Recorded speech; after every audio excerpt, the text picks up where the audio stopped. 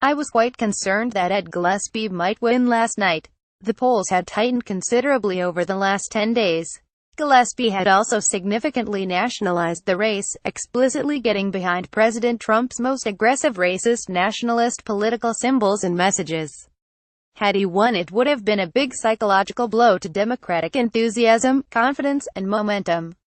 Beyond psychological impact, though gubernatorial races are never perfect proxies for national issues, it would have been a daunting substantive sign that a conventional Republican candidate, running an aggressively trumpet campaign, chock of racist cultural symbols and messages, could supercharge the GOP base and win, even with what appears to be historic levels of Democratic enthusiasm.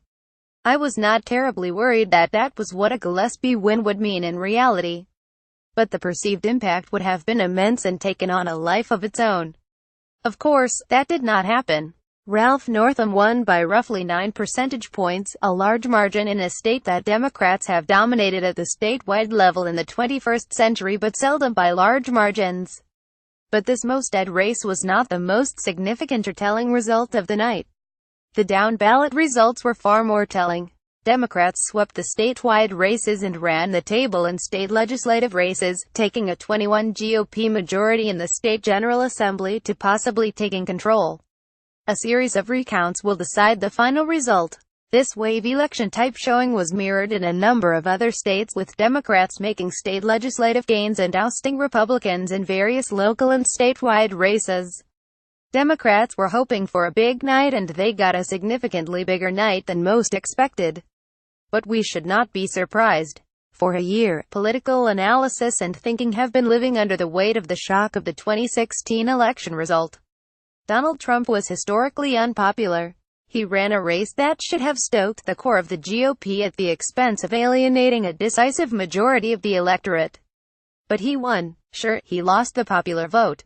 But he was sworn in on January 20th. He won. It was never quite that simple. The polls were wrong, but not that wrong. The measure of the popular vote was surprisingly accurate. And the differences in the critical states of Pennsylvania, Wisconsin, and Michigan were quite small. Another critical factor is that many political observers, myself included, were relying on a conventional wisdom from 2012 based on flawed exit polls, which underestimated both the number of non-college educated white voters in the upper Midwest and their support for Barack Obama. Democrats had done better with white working-class voters in those states than most realized. Thus they had further to fall. Everything had to fall into place for Trump to win, and it did. But the net result was to cast a pall of uncertainty over virtually every rule of politics and prediction. Maybe unpopularity and every bad sign simply didn't matter for Donald Trump. Perhaps there was a pool of voters and a limitless reservoir of enthusiasm that trumped all of that. In the simplest sense, it seemed like gravity might not apply to Donald Trump. That wasn't true.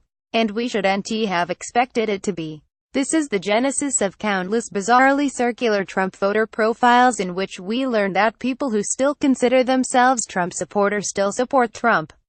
When a president is locked below 40% approval and often closer to 35% approval, his party will face a brutal and unforgiving electorate. This was a fact a decade ago, and it's a fact today. We've just been stunned into an unwarranted uncertainty by the fact of Trump's victory 1 year ago today. The so-called congressional generic ballot is running near 10 points in the Democrats' favor at the moment. Again, that kind of margin will produce a punishing result for the party on the short end of the stick. It's a similar kind of rule. The best argument against this reasoning, for President Trump, if not for Republicans trying to imitate him, is that Trump was quite unpopular throughout 2016 too. Indeed, his favorability ratings were not that different from what his approval ratings are today. But that's deceiving. Favorability and approval are often treated as rough analogs, one for candidates and another for incumbents. They're not. One is general likability and the other is about actual approval of actions in office. They're not the same. The biggest difference for non-presidential elections, though, is that the president stands alone. It's not a this person versus that person situation in which the incumbent can try both to improve their numbers and knock down the opponents. They stand alone. It's a referendum on that person. As your parents might have said to you in tense moments as a child, it's not about them. It's about you. President Trump went on Twitter last night to explain that Gillespie's showing didn't matter and that Republicans were still 40 in special elections since he was elected. Trump may or may not believe this, but many sensible people have been tempted by or overwhelmed by that reasoning. That was always a basic misunderstanding. Presidents pick members of Congress to serve in executive positions who come from safe districts. All 4 of these races came in what were by every measure safe Republican districts.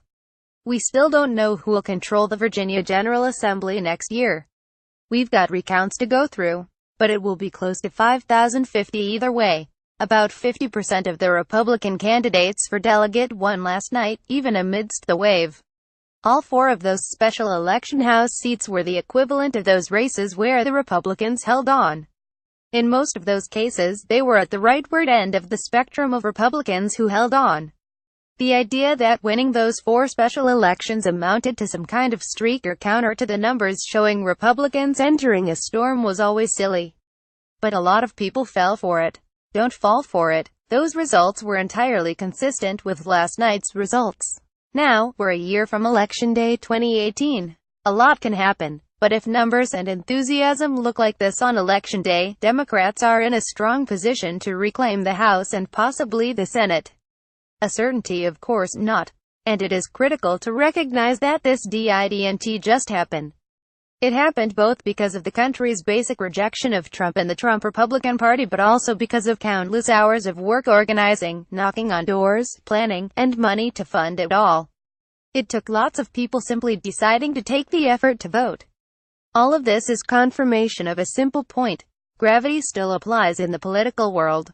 Midterm elections are generally tough for the party in power. It's a referendum on them with an opposition which usually enjoys some advantage and enthusiasm.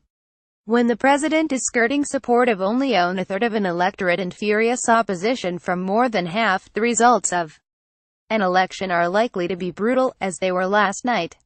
Many Republicans in Congress would likely say, if they were candid, that they have not chosen to ally with Trump but found themselves in a Trump party and done their best to survive in that reality. They have all sown the wind and stand ready to reap the whirlwind.